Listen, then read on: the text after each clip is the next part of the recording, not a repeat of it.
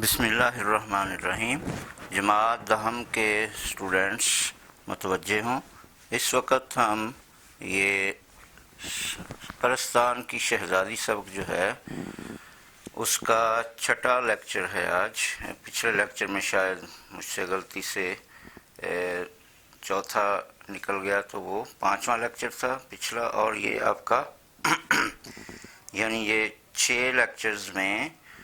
سیدانی be والا جو سبق ہے پرستان کی شہزادی، یہ 6 لیکچرز میں کمپلیٹ ہوا ہے۔ تو آج ہمارا یہ بلند خوانی کا آخری حصہ ہے، اور پچھلے 5 لیکچرز کا جو تسلسل ہے وہ آپ کے ذہن میں ہوگا، اور مکمل کہانی جو ہے، مکمل واقعہ پرستان جانے کا سیدانی بی کا، وہ آپ کے ذہن میں ہوگا۔ اہم نکات، اہم الفاظ آپ جان چکے ہوں گے، اور آج کی بلند خوانی کے بعد آپ جو ہے وہ دوبارہ اس سبق کو مکمل جو ہے وہ اس کی بلند خوانی ایک ہی وقت میں بیٹھ کے دوبارہ کیجئے، تاکہ جو چیزیں مس ہو گئی ہیں یا کوئی الفاظ رہ گئے ہیں یا کوئی معنی نہیں پتہ چلے تو وہ دوبارہ جو ہے وہ ازبر ہو جائیں، یاد ہو جائیں، اور آپ جو ہیں وہ پورے سبق کا خلاصہ لکھنے کے لائق ہو جائیں، اور اس کے جو ایم سی کیوز ہیں یا کثیر الانتخابی سوالات ہیں ان کی بھی آپ بخوبی تیاری کر سکیں۔ تو آج جو ہے وہ آخری حصے کی ہم بلند خوانی کریں گے۔ تو یہ آپ کو جو سبق پڑھایا تھا وہ یہ صفحہ نمبر 35 کی آخری لائن جو ہے 35 یا 35، صفحہ نمبر 35 کی آخری لائن پر،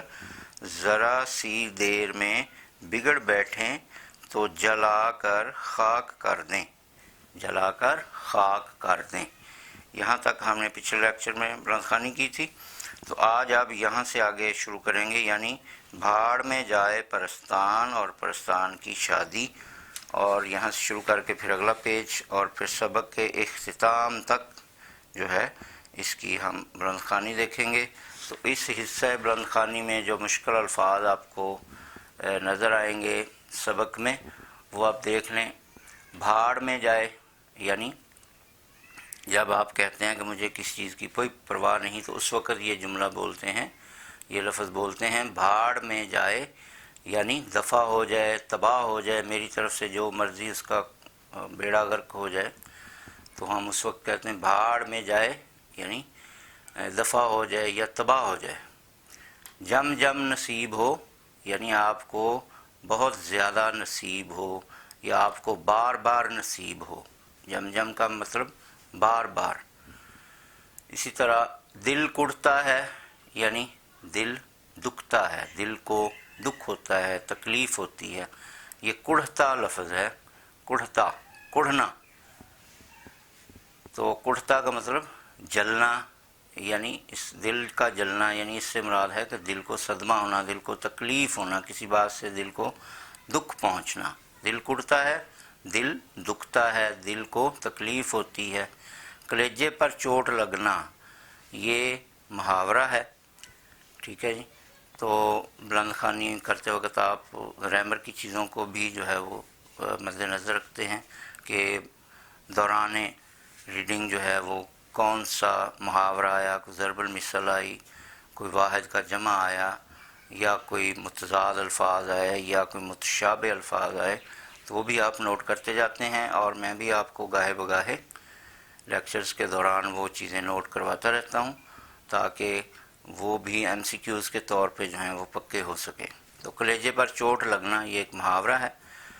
تو کلیجے پر چوٹ لگنا سے اس کا مطلب ہے کہ دل پر چوٹ لگنا۔ کلیجہ جو لفظ ہے یہ ویسے تو اور عضو کے لیے، جسم کے ایک حصے کے لیے استعمال ہوتا ہے کلیجہ، لیکن یہاں پہ اس سے مراد ہے دل۔ دل پر چوٹ لگنا یعنی کوئی ایسی بات کرنا کہ جس سے کسی کے دل کو تکلیف پہنچے، دل کو تکلیف پہنچنا۔ جی بھاری کرنا، جی بھاری کرنا کا مطلب ہے دل میلا کرنا۔ جی بھاری کرنا، دل میلا کرنا، یا دل میں جو ہے وہ ایک افسوس جو ہے وہ پیدا ہونا، تو دل میلا کرنا اس کا معنی ہوگا۔ ایک کا ایک کی، یہ آپ سبق نمبر 1 میں بھی پڑھ چکے ہیں مرزا محمد سعید والے سبق میں، کہ قدرت نے ایک کا ایک کی مرزا صاحب کو ہم سے چھین لیا، یعنی آپ کو یاد آ گیا ہوگا اس کا معنی، یعنی اچانک، ایک کا ایک کی اچانک۔ رونقتی، رونقتی کا مطلب ہے روتی ہوئی صورت یا رونے والی شکل بنانا، رونقتی رونے جیسی شکل بنانا۔ کلموہے، کلموہے کا مطلب ہے کال، یہ کلموہے، منہ کا مطلب ہے منہ، اور کل جو ہے وہ کالے کے لیے استعمال ہوا ہے۔ کلموہے یعنی کالے منہ والے، کلموہے کالے منہ والے، یہ وہ جن تھا جو بری شکل والا تھا، تو اس کے لیے لفظ استعمال ہوا ہے کلموہا، بری شکل والا یا کالے منہ والا۔ بصورتی، بصورتی کا مطلب ہے منہ بنانا، یعنی اپنے چہرے کے اوپر جو ہے وہ ناک ٹیڑھا کر لینا یا ہونٹوں کو جو ہے وہ عجیب و غریب سا بنا لینا، شکل کو، اپنے چہرے کو، اپنے منہ کو ٹیڑھا میڑھا سا کر لینا، تو اس کو ہم کہتے ہیں بسورنا، منہ بنانا۔ وضع یعنی کوئی چیز پسند نہ آئے تو اس وقت جو ہے وہ ہم شکل اور طرح کی بنا لیتے ہیں اپنا چہرہ، تو اس کو کہتے ہیں بسورنا۔ بصورتی کا مطلب منہ بناتی، وضع شکل۔ دم کے دم میں، یعنی چند منٹوں میں یا چند لمحوں میں، اس کا مطلب ہم فوراً بھی کر سکتے ہیں، دم کے دم میں فوراً۔ ٹٹولنا شروع کرنا، یعنی ہاتھوں سے اندھیرے میں ہاتھ لگا لگا کے کوئی چیز جو ہے وہ ڈھونڈنا، کیونکہ اندھیرے میں وہ چیز نظر نہیں آ رہی ہوتی، تو ہاتھوں سے ہم جو چیز کو ڈھونڈتے ہیں میز چیئر پہ ہاتھ لگا لگا کے ادھر ادھر، تو اس کو ہم کہتے ہیں ٹٹولنا، ڈھونڈنا، تلاش کرنا۔ جل گئی یعنی بہت غصہ آیا، جل گئی بہت غصہ آیا۔ دغا کیا، دھوکہ دیا۔ جھری، پردے کے درمیان جو جگہ ہوتی ہے، خلا، خلا یا شگاف، شگاف بھی کہہ سکتے ہیں، خلا بھی کہہ سکتے ہیں، جو دو پردوں کے درمیان ہوتا ہے۔ جھری یعنی خلا، فاصلہ۔ ڈیوڑھی، ڈیوڑھی کا مطلب ہے صحن، جو گھر کے اندر برآمدوں کے بیچ میں جو صحن ہوتا ہے اس کو ہم ڈیوڑھی کہتے ہیں، یا برآمدہ بھی اس کو کہہ سکتے ہیں۔ جوت، جوت کا مطلب ہے روشنی، یعنی جو مٹی کے دیے ہوتے تھے جن میں تیل ڈال کے روئی جو ہے وہ جلائی جاتی تھی، یا جیسے موم بتی ہوتی ہے تو اس کے اوپر جو سرخ لائٹ سی نکل رہی ہوتی ہے، آگ سی اوپر کو نکل رہی ہوتی ہے، لمبوتری سی جو جل رہی ہوتی ہے اور اس سے روشنی ہوتی ہے، تو اس جلنے والی جو لائٹ جو اوپر کو جا رہی ہوتی ہے اس کو ہم کہتے ہیں جوت، جوت روشنی۔ جواہرات، ہیرے موتی، قیمتی موتی کے لیے جواہرات استعمال ہوتا ہے، اس میں نیلم، پکھراج، یاقوت اور ہیرے وغیرہ سب شامل ہیں، تو ان کو ملا کے کہا جاتا ہے جواہرات، قیمتی موتی۔ اور اس کا آپ دیکھ رہے ہیں واحد ہوتا ہے جوہر، یعنی ایک موتی ہو تو جوہر اور زیادہ ہوں تو پھر جواہرات، جوہر جواہرات، قیمتی موتی۔ سر پیٹ لیا، سر پیٹ لیا یعنی سر پکڑ کے بیٹھ جانا، یا بہت افسوس کرنا، کسی چیز کا پچھتاوا ہو تو پھر ہم سر پکڑ کے بیٹھ جاتے ہیں، اس حالت کو کہتے ہیں سر پیٹ لیا، یعنی سر پکڑ کے بیٹھ گئی۔ نگوڑی، نکمی۔ تقدیر کی کھوٹ، کھوٹی قسمت، یعنی قسمت کا اچھا نہ ہونا، قسمت کا برا ہونا، بری قسمت کہہ سکتے ہیں یا کھوٹی قسمت۔ تو تقدیر کی کھوٹ کا مطلب ہے کھوٹی تقدیر یا کھوٹی قسمت۔ نگینے، موتی، نگینے موتی، اور جو چمک رہے ہوتے ہیں اس کو ہم کہتے ہیں نگینے۔ نگینہ سے مراد وہ موتی ہوتا ہے جو خالص حالت میں ملنے کے بعد پھر اس کی رگڑائی ہوتی ہے، اس کو چمکایا جاتا ہے، اس کو مشینوں سے گزارا جاتا ہے، اور پھر وہ جب بہترین طور پہ صاف ستھرا ہو جاتا ہے اور چمکتا ہے، اس کو ہم کہتے ہیں نگینہ۔ تو نگینے یعنی موتی، چمکتے ہوئے موتی۔ خدا معلوم یعنی اللہ ہی بہتر جانتا ہے، خدا معلوم اللہ بہتر جانتا ہے۔ اس حصہ بلند خوانی میں آپ کچھ محاورے دیکھیں گے، اور ایک میں بیچ میں جو ہے وہ یہ آپ ضرب المثل اس کو کہہ سکتے ہیں، ہوا سے باتیں کرنا، یعنی بہت تیزی سے کوئی گاڑی چلا رہے ہونا، یا بہت تیزی سے اڑنا، بہت تیزی سے اڑنا یا بہت تیزی سے چلنا۔ اور جان بچی لاکھوں پائے، اب اس جو ہے وہ بلند خوانی میں یہ لکھا ہوا جان بچی لاکھوں پائے، لیکن اس میں ضرب المثل میں 100 کا لفظ بھی بعض اوقات آ جاتا ہے۔ جان بچی 100 لاکھوں پائے، یہ 100 نہیں ہے 100، جان بچی 100 لاکھوں پائے، یعنی مطلب یہ ہے کہ جہاں پہ آپ کو کچھ ملنے کا فائدہ ہو اور لیکن آپ کی جان کو خطرہ بھی ہو، اور وہاں سے آپ اگر صرف جان بچا کے آ جائیں اور وہ جو کچھ نفع یا کوئی انعام وغیرہ ملنا تھا وہ نہ بھی ملے، تو آپ پھر شکر ادا کرتے ہیں کہ میری جان بچ گئی تو میرے لیے یہی لاکھوں کے برابر ہے۔ تو اس وقت یہ ضرب المثل بولی جاتی ہے، جان بچی 100 لاکھوں پائے، یعنی جان بچ جانا ہی کافی ہے، اگر کوئی انعام نہیں بھی ملا تو اس کی خیر ہے۔ پیر من من کا ہونا، من من یہ وزن کے لیے ہے، من من یعنی 40 kg کو ہم 40 کلو کو من کہتے ہیں، تو پیر من من کا ہونا یعنی بہت وزنی ہو جانا۔ اس سے مراد یہ نہیں ہے کہ پیر کا وزن من من ہونا، بلکہ اس کا مطلب ہے چلنا مشکل ہو جانا، چلنا مشکل ہو جانا۔ تو الٹے پاؤں آ جانا، الٹے پاؤں آ جانا، اس کا مطلب ہے کہیں پر آپ گئے اور وہاں پر آپ رکنے کی بجائے فوراً واپس چلے آئے، تو اس کو کہتے ہیں الٹے پاؤں آ جانا، یعنی کسی جگہ پر جانا اور پھر فوراً ہی چند لمحوں میں ہی پھر واپس پلٹ آنا، بغیر کوئی بات کیے، بغیر ملے ہوئے واپس چلے آنا، گویا وہاں ہاتھ لگانے گئے تھے اس جگہ کو، تو اس وقت ہم بولتے ہیں الٹے پاؤں آ جانا، یعنی کہیں جانا اور پھر فوراً انہی قدموں پہ واپس آ جانا، اس کے لیے محاورہ بولا جاتا ہے الٹے پاؤں آ جانا، یعنی فوراً واپس پلٹ آنا۔ یک نہ شد دو شد، یہ فارسی کا ایک معقولہ کہہ لیں یا ضرب المثل کہہ لیں۔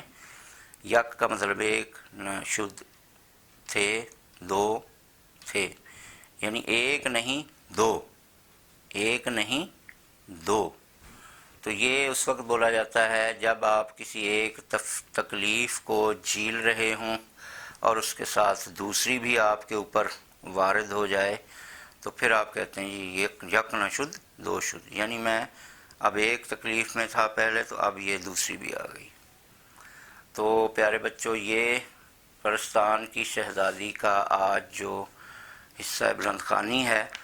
اس کو پڑھنے کے بعد سبق کا اختتام ہو جائے گا۔ تو اس تسلسل کو آگے بڑھاتے ہوئے پچھلے لیکچرز کے آخری حصہ بلند خوانی میں جو ہے وہ تھوڑی سی وضاحت میں کر دیتا ہوں۔ آپ نے دیکھا کہ سیدانی بی نے ہمیں بتایا کہ اس نے جو ہے وہاں کیسے کھانے کھائے، پانی کیسے پیا، اور وہاں کے جو پیڑ پودے تھے وہ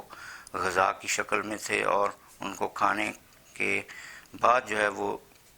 بہت اچھے ذائقے جو ہے وہ محسوس ہوئے اور خوب پیٹ بھر کر سیدانی بی نے کھایا۔ اس کے بعد وہ کہتی ہیں کہ کپڑے جو مجھے سینے کے لیے پیش کیے گئے شہزادی کے لیے، وہ کپڑے اتنے عمدہ تھے کہ میں نے کبھی نہیں دیکھے تھے۔ تو بہرحال پھر وہ کہتی ہیں کہ میں ڈر رہی تھی کہ ان کے جوڑے کیسے تیار کروں گی۔ آخر پہلا جوڑا سینے کے بعد جب وہاں تعریف ہوئی، پھر سیدانی بھی کہتی ہیں کہ میں نے جوڑے جو ہیں وہ خوشی خوشی بنانا شروع کر دیے، سینے اور کاٹنے شروع کر دیے، تو پھر تو جیسے میرے ہاتھوں پیروں میں گھوڑے لگ گئے، یعنی تیزی آ گئی، اور میں جوڑے پہ جوڑا بناتی چلی گئی۔ تو اس طرح جب سارے جوڑے سل گئے اور میں نے کہا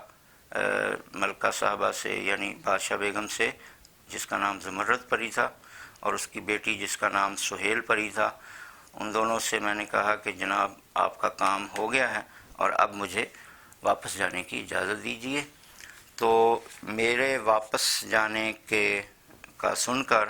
وہ سارے جو لوگ تھے، پریزاد اور ملکہ اور اس کی بیٹی، سارے پریشان ہو گئے، اور انہوں نے مجھے جو ہے وہ منت سماجت کر کے کہا کہ آپ یہاں سے نہ جائیں، آپ ہمارے پاس رہیں، ہم آپ کی خوب خدمت کریں گے، یہاں آپ کو کوئی تکلیف نہیں ہوگی اور کوئی آپ کو تنگ نہیں کرے گا، تو ویسے بھی آپ کا دنیا میں کوئی نہیں ہے۔ لیکن سیدانی بھی کہتی ہیں کہ میں کیونکہ آدم ذات تھی یعنی انسان تھی، اور انسان کی فطرت ہے کہ وہ انسانوں میں ہی خوش رہتا ہے، تو لہٰذا میں واپس آنے کو جو ہے وہ ترجیح دے رہی تھی، اور میں نے وہاں کی شان و شوکت والی زندگی کو چھوڑ کر زمین پر آنے کا جو ہے وہ ایک فیصلہ کیا ہوا تھا، اور میں سمجھتی تھی کہ میں ان جنات میں فٹ نہیں ہوں، یہاں پہ میرا رہنا مشکل ہے، کیونکہ یہ ان کا کوئی اعتبار نہیں ہے کہ کب کیا سے کیا ہو جائیں اور مجھے کوئی نقصان پہنچائیں، تو وہ وہاں رہنا جو ہے وہ ڈر ڈر کے زندگی گزارنا جو ہے وہ مجھے اچھا نہیں لگے گا، اور پھر میں اپنے انسانوں کو دیکھنے کے لیے ترس گئی تھی اور اپنا گھر یاد آ رہا تھا، تو لہٰذا انسان جو ہے وہ انسانوں میں ہی خوش رہتا ہے۔ اس فارمولے کے تحت سیدانی بی نے کہا کہ اگرچہ وہاں پہ مجھے بہت مزیدار زندگی مل رہی تھی، لیکن میں پھر بھی گھر واپس آنے کو جو ہے وہ گھر آنے کا فیصلہ کیے بیٹھی تھی، لہذا ان کی جو منت سماجت ہے وہ کسی کام نہ آئی، اور میں نے ان کے بار بار اصرار کرنے کے باوجود جو ہے وہ اپنی ضد نہ چھوڑی، اور میں نے کہا کہ بادشاہ بیگم میں جو ہے وہ اپنے گھر میں ہی خوش رہ سکتی ہوں، میں یہاں نہیں رہ سکتی، تو اس پر انہوں نے مجھے پھر کہا کہ ٹھیک ہے، اگر آپ کی مرضی ہے تو آپ جائیں، اور وہ جو سہیل پری تھی جس کے جہیز ٹانکنے کے لیے مجھے وہاں بلایا گیا تھا، وہ رونے لگ گئی اور روتی ہوئی شکل بنا کے تو وہاں سے چلی گئی۔ پھر بادشاہ بیگم نے مجھے رخصت کیا اور مجھے اسی جن کے حوالے جس کا نام بکر گدا تھا اور جس کی شکل عجیب و غریب تھی، اس کے حوالے کیا کہ جاؤ سیدانی بی کو چھوڑ کر آؤ، اور بادشاہ بیگم نے اس جن کو یہ نصیحت کی کہ خبردار اگر کوئی شرارت کی تو پھر تمہیں سزا ملے گی،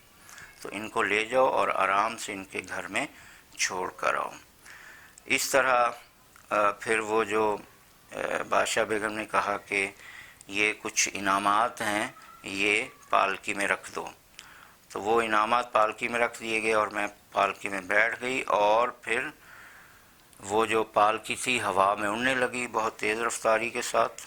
اور چند لمحوں کے بعد ہی جو ہے وہ میرا گھر آ گیا، اور گھر کے صحن میں لا کے ان جنات نے جو ہے وہ میری پالکی رکھ دی اور وہ واپس چلے گئے، تو وہ پالکی بھی لے گئے۔ تو میں جب راستے میں آ رہی تھی، جب وہ جنات مجھے گھر لے کے آ رہے تھے، تو میں نے پالکی میں، کیونکہ اس وقت اندھیرا تھا، اور وہ جو شاید جس ٹائم پہ میں گئی تھی مغرب کے وقت میں وہاں سے گھر سے گئی تھی، تو یہ شاید وہی وقت تھا، اس لیے باہر اندھیرا تھا، پالکی کے اندر بھی اندھیرا تھا، تو میں پالکی کے اندر وہ انعامات جو ہے وہ ڈھونڈنے لگ گئی کہ وہ انعامات کیا ہیں ذرا دیکھوں تو میں نے جب ہاتھ ادھر ادھر لگایا تو کچھ پتھر روڑے جو ہیں وہ میرے ہاتھ میں آئے، تو وہ کیونکہ اندھیرا تھا میں انہیں پہچان نہیں سکی کہ یہ کیا چیزیں ہیں، تو میں سمجھی یہ پتھر اور روڑے ہیں، کنکر دے دیے، تو میں بہت غصے میں آ گئی کہ جنات تھے نا، یعنی جن جو ہیں کیونکہ ان کی دنیا بھی پرفریب ہوتی ہے، فریب زدہ، تو یہاں بھی میں نے پھر ان کو بددعائیں دیں کہ دیکھا جنات تھے نا اس لیے دھوکہ دے گئے اور مجھے انعام میں روڑے اور پتھر دے دیے۔ تو خیر میں غصے میں بیٹھی بیٹھی گھر پہنچی، اور جب گھر کے صحن میں وہ جو چراغ جل رہا تھا تو اس کی لائٹ تو وہ جو پتھر تھے وہ سیدانی بھی کہتی ہیں میں نے غصے میں راستے میں پھینکنا شروع کر دیے تھے، پالکی کے اندر سے باہر 3-4 جو ہیں وہ پتھر پڑے رہ گئے،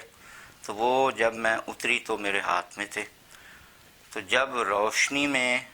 میں روشنی اپنے صحن میں سے گزر کے اندر گئی تو صحن میں جلتے ہوئے چراغ کی روشنی جب ان پتھروں پہ پڑی تو میں نے ہاتھ کھول کے دیکھا تو وہ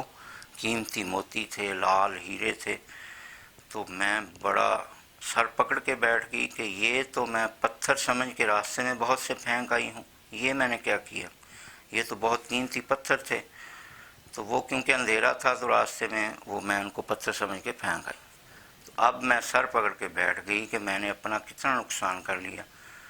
تو وہ جو 40-50 پتھر تھے وہ میں نے پھینک دیے، اب یہ 3-4 رہ گئے تھے۔ خیر میں پچھتاوے کے ساتھ جو ہے وہ اندر گئی اور یہی سمجھا کہ تقدیر کی کھوٹ کو کون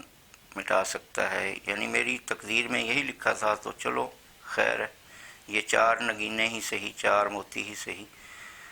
تو اس طرح جو ہے وہ گھر واپسی پر بھی میرے ساتھ جو ہے یہ ایک عجیب سانحہ ہو گیا کہ میں اپنا نقصان کر بیٹھی۔ تو اس طرح پھر واپس جب پہنچی تو جس طرح سیدانی بھی کہتی ہیں کہ پرستان کے اندر جو ہے وہ وقت کا احساس نہیں ہو رہا تھا، تو اسی طرح جو ہے اب گھر میں آ کر مجھے ایک اور عجیب بات معلوم ہوئی، اور وہ یہ تھی کہ جو وقت گھر سے جانے کا تھا ابھی وہی وقت چل رہا تھا، اور میں جب گھر سے روانہ ہوئی تھی پرستان کے لیے تو بونٹ پلاؤ جو ہے وہ پکنے کے لیے رکھا ہوا تھا،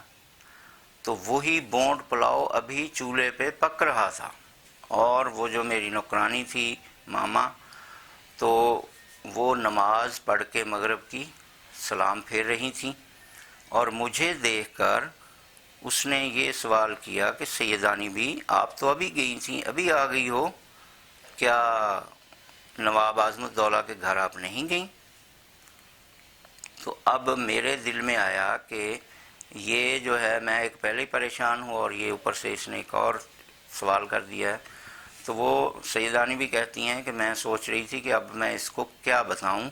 کہ میں تو پرستان گئی تھی اور وہاں میں تو مہینے گزار کے آئی ہوں، اور یہ کہہ رہی ہے کہ آپ ابھی گئی ہو اور ابھی آ گئی ہو۔ تو یہ شاید پرستان کی دنیا کا اور ہماری دنیا کا جو وقت کا جو ایک پیمانہ ہے وہ بھی مختلف ہے۔ تو میں جب واپس پہنچی تو وہی وقت تھا اور وہی لمحے وہی منٹ چل رہے تھے جو میں چھوڑ کے گئی تھی، بونٹ پلاؤ وہی ابھی چولہے پہ پک رہا تھا، اور اسی طرح مغرب کا وقت تھا۔ گویا میں چند منٹوں میں جو ہے وہ پرستان سے ہو کے وہاں رہ کے وہاں سارے کام کر کے اور واپس بھی آ گئی۔ تو یہ ایک اور حیران ہونے والی بات ہے۔ خیر سیدانی بھی کہتی ہیں کہ میں نے اپنی نوکرانی کو جواب دیا کہ ہاں میرا سر درد کر رہا تھا تو میرا جی نہیں چاہا، اس لیے میں نے کہاروں کو کہا کہ مجھے واپس لے چلو، تو میں واپس آ گئی ہوں۔ اب کل جو ہے وہ نواب اعظم الدولہ کے گھر جاؤں گی۔ تو اس طرح جو ہے وہ سیدانی بھی جو ہیں ان کا جو واقعہ تھا وہ ختم ہوا۔ دہلی کی چند عجیب ہستیاں، اس کتاب سے یہ سبق لیا گیا ہے۔ تو اگلے لیکچر میں ہم جو ہے وہ انشاءاللہ سبق کی مشقیں جو ہیں وہ ان کو کریں گے۔ تو تب تک کے لیے اللہ حافظ۔